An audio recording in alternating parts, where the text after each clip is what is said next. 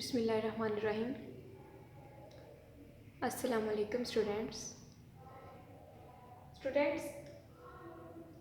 آج ہمارا lecture number 24 ہے اور ہم کل والے ٹاپک کو ہی لے کر آگے چلیں گے کہ معاشی ترقی میں اسٹیٹ بینک کا اہم کردار۔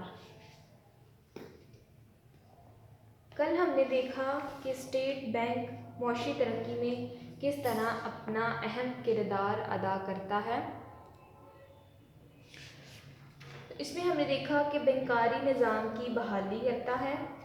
ملک میں جب ہمارا ملک تقسیم ہوا ہندوستان کے ساتھ تو ہمارے ملک میں بینکاری کا نظام اتنا اچھا نہیں تھا، تو اسٹیٹ بینک نے بینکاری کا نظام بحال کرنے میں اپنا اہم کردار ادا کیا، عملہ کی تربیت کی۔ اس کے بعد ہم نے دیکھا اسٹاک ایکسچینج کا قیام، کہ معاشی ترقی میں اسٹاک ایکسچینج کا قیام اہم ہوتا ہے، اور یہ کس کی بدولت ہوا؟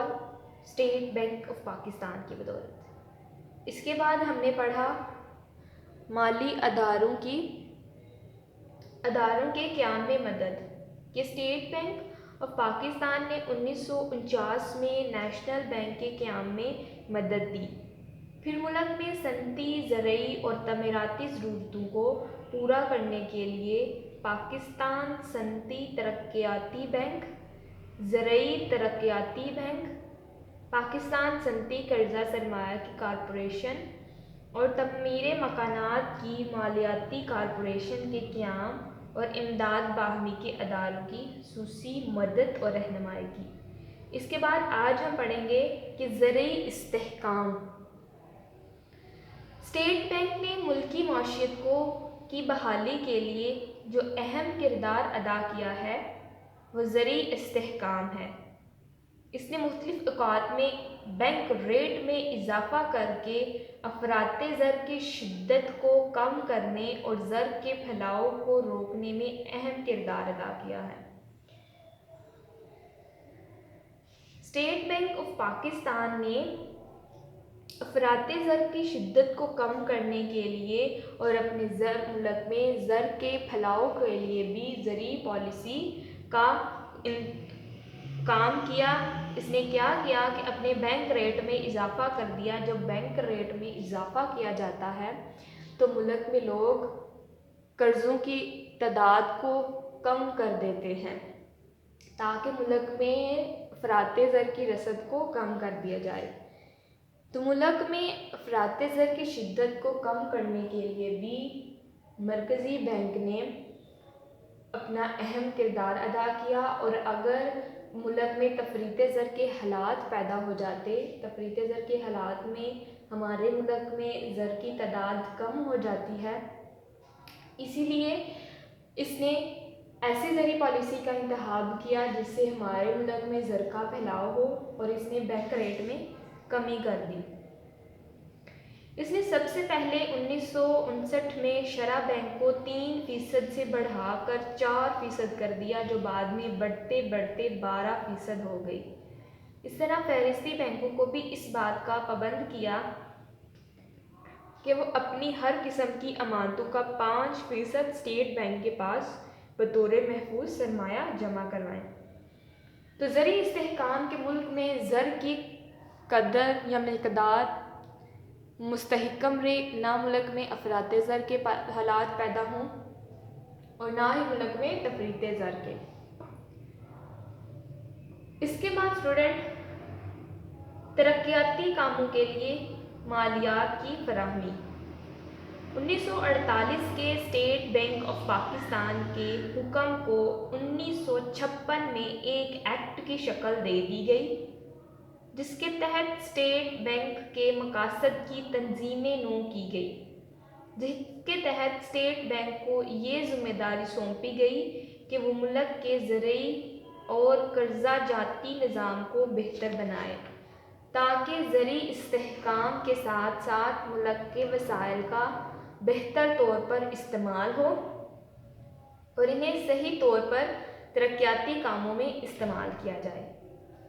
1970 میں ایک ترمیم کے ذریعے اسٹیٹ بینک کو یہ اختیار حاصل ہو گیا کہ وہ عام تجارتی بینکوں کے لیے مدت کے قرضے کی سہولیات فراہم کرے، نیز یہ کسی بھی پبلک لمیٹڈ کمپنی یا کارپوریشن کی ہنڈیوں کو خرید سکتا ہے اور ان پر بٹا بھی لگا سکتا ہے۔ مزید یہ کہ اس نے تجارتی بینکوں کو زرعی قرضہ جاری کرنے کی اجازت دے رکھی ہے۔ اس طرح اسٹیٹ بینک نے ملک میں قرضوں کے اجراء اور ترقیاتی کاموں کے لیے مالیات کی فراہمی کے لیے مؤثر کردار ادا کیا ہے۔ تو اس سب میں ہم نے دیکھا کہ جب بھی ترقیاتی کام کے لیے کوئی بھی کسی بھی قسم کی فنڈ کی یا کسی بھی قسم کی مالیات کی ہمیں ضرورت ہوتی تو اسٹیٹ بینک نے اہم اپنا کردار ادا کیا، وہاں پر مالیات کی فراہمی کی، جس سے معاشی ترقی کی راہ ہموار ہوئی۔ اس کے بعد اسٹوڈنٹ ہے بچتوں کی حوصلہ افزائی۔ لوگوں کو بچتوں کی طرف راغب کرنے کے لیے اسٹیٹ بینک نے دوسرے تجارتی بینکوں سے مل کر ایک بینکنگ پبلسٹی بورڈ قائم کیا ہے۔ اس بورڈ نے لوگوں میں بچت کی عادت ڈالنے کے لیے کافی اقدامات کیے ہیں۔ اسکولوں اور کالجوں میں بینکنگ اسکیم شروع کی ہیں، صنعتی اداروں میں بچت اسکیم کی حوصلہ افزائی کی ہے، انعام بانڈز کے اسکیموں کے تحت لوگوں کو بچت کی ترغیب دی ہے۔ علاوہ ازیں defence saving certificate, postal life insurance, national investment خاص طور پر قابل ذکر ہیں۔ تو حکومت نے بچتوں کی حوصلہ افزائی کے لیے اسٹیٹ بینک کا کردار ادا کیا کہ ان کو جو چھوٹے چھوٹے بچتیں کرنے والے لوگ ہیں ان کی حوصلہ افزائی کے لیے انعامی بانڈز اور اسکیمیں وغیرہ کا اجرا کیا تاکہ لوگ ملک میں زیادہ سے زیادہ بچتیں کریں اور ملک میں معاشی ترقی ہو سکے۔ اس کے بعد ہے چھوٹے قرض داروں کی حوصلہ افزائی۔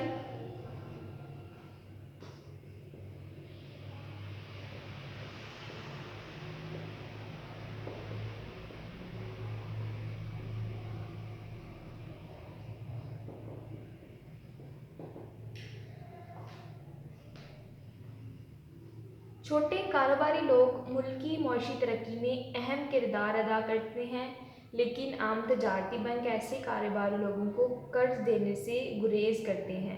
کریڈٹ انکوائری کمیٹی نے 1962 میں یہ سفارش کی کہ فہرست بینکوں کو اپنے کل قرض کا 15% صرف ایسے کاروباری لوگوں کو دینا چاہیے جو کہ 25,000 روپے تک قرض لیتے ہیں۔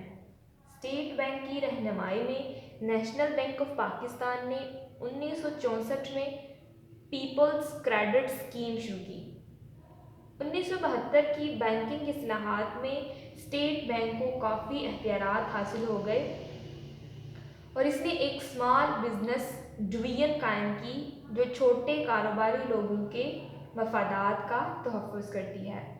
تو جو چھوٹے قرض دار تھے جو کہ تجارتی بینک جن کو قرض نہیں دیتے تھے ان کی بھی حوصلہ افزائی کی گئی۔ اسٹیٹ بینک نے دوسرے فہرستی بینکوں کو آرڈر دیا کہ آپ لوگ بھی جو کہ چھوٹے قرض دار ہیں جنہوں نے قرض لے کر اپنا کوئی کاروبار کرنا ہے ان کو ضرور قرض دیں تاکہ ملک میں کاروبار شروع ہو سکے، معاشی ترقی ہو سکے۔ اس کے بعد قرضوں کی متوازن تقسیم۔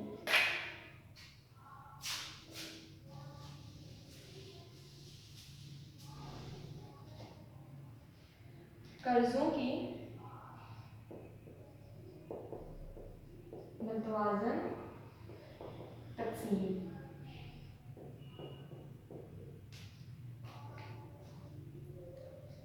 اسٹیٹ بینک آف پاکستان یہ بھی کوشش کرتا ہے کہ تجارتی بینک قرضے جاری کرتے وقت معیشت کے مختلف شعبوں میں توازن برقرار رکھیں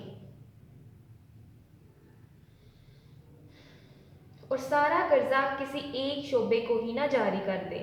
بلکہ صنعت، تجارت، زراعت اور مواصلات سب کو متوازن شرح سے قرضہ دیا جائے تاکہ معیشت کے سارے شعبے یکساں شرح سے ترقی کر سکیں۔ عام تجارتی بینک کو اس بات سے غرض نہیں ہوتی کہ ملک میں معاشی ترقی ہو، ہم تمام لوگوں کو یکساں اور تمام شعبوں کو یکساں قرضہ دے، بلکہ وہ اس شعبے کو زیادہ قرضہ دیتے ہیں جہاں پر اسے زیادہ سود، زیادہ منافع ملنے کی توقع ہو۔ لیکن اسٹیٹ بینک نے ان کو یہ آرڈر دیا کہ اسٹیٹ بینک نے یہ کردار ادا کیا کہ ان تمام ملک کے تمام شعبوں میں متوازن قرضہ دیا، متوازن قرضوں کی تقسیم کی تاکہ معیشت کے سارے شعبے یکساں شرح سے ترقی کر سکیں۔ تو قرضوں کی متوازن تقسیم میں بھی اسٹیٹ بینک کا اہم کردار رہا۔ اس کے بعد ہے ارتکاز قرضہ کی حوصلہ شکنی۔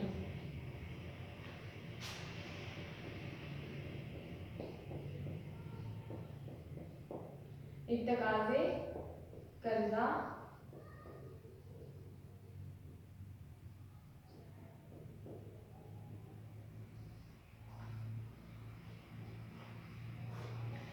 تقسیم ملک کے وقت زیادہ ضرورت اس عمل کی تھی کہ ملک معاشی لحاظ سے جلد از جلد مستحکم ہو سکے، چنانچہ اس وقت قرضے جاری کرتے وقت اس بات کو مد نظر نہ رکھا گیا کہ یہ قرضے ارتکاز دولت کا باعث بھی بن سکتے ہیں۔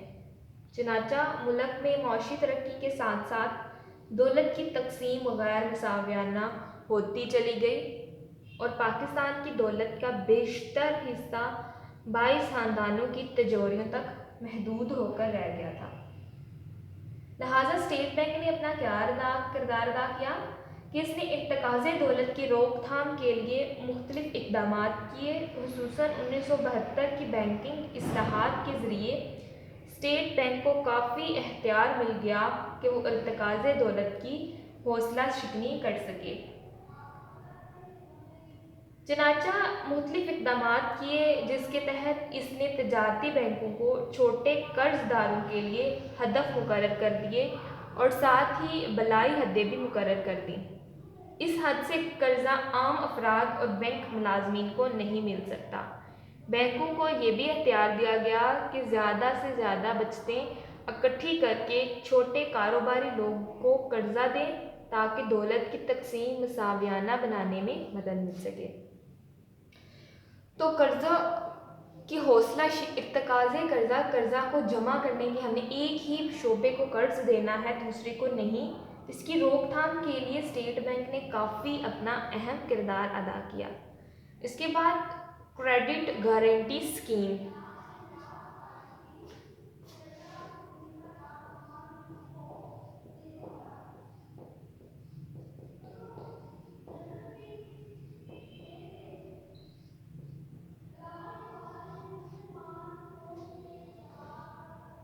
اس اسکیم کا مقصد یہ ہے کہ خصوصی شعبوں میں جو چھوٹے قرضے دیے جا رہے ہیں ان کی واپسی ادائیگی کو یقینی بنایا جائے۔ اگر رقم واپس ملنے میں کوئی خدشہ ہو یا رقم واپس نہ مل سکے تو اس کا نصف حصہ اسٹیٹ بینک خود برداشت کرتا ہے۔ تو اس طرح ایک اسکیم بنائی گئی کہ اگر کوئی بھی قرض دار جو کہ قرض لے کر گیا ہے وہ اس کی یقینی واپسی نہیں بناتا تو پھر اسٹیٹ بینک کیا کرتا ہے، وہ خود اس قرض کو برداشت کرتا ہے، اس قرض کی ادائیگی کرتا ہے تاکہ کوئی بھی جو نیا بینک ہے اس کی حوصلہ شکنی نہ ہو، اس لیے نصف حصہ اسٹیٹ بینک خود برداشت کرتا ہے۔ اس کے بعد فروغ برآمدات میں مددگار۔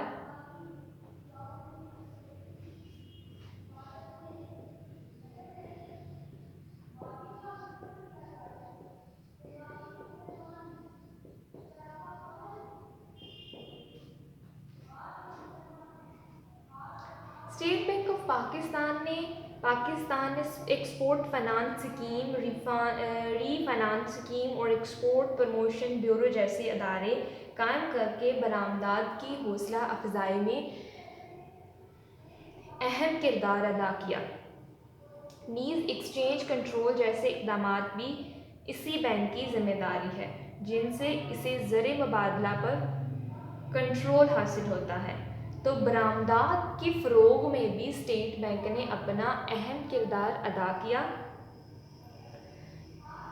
اسٹیٹ بینک نے مختلف اسکیم اور پروموشن بیورو جیسے ادارات قائم کر کے برآمدات کی حوصلہ افزائی کی تاکہ ملک کی معاشی ترقی کو آگے بڑھایا جا سکے۔ تو یہ تھا معاشی ترقی میں اسٹیٹ بینک کا اہم کردار۔ اس میں ہم نے عملہ کی تربیت، اسٹاک ایکسچینج قیام، خصوصی مالی اداروں کے قیام میں مدد اور مختلف سے کردار دیکھے جو کہ کسی بھی ملک میں معاشی ترقی کی راہ میں اہم کردار ادا کرتے ہیں، اور وہ کون کرتا ہے؟ ملک کا اسٹیٹ بینک آف پاکستان۔ تو انشاءاللہ اگلے لیکچر میں اگلے ٹاپک کے ساتھ ملیں گے، تب تک کے لیے اللہ حافظ۔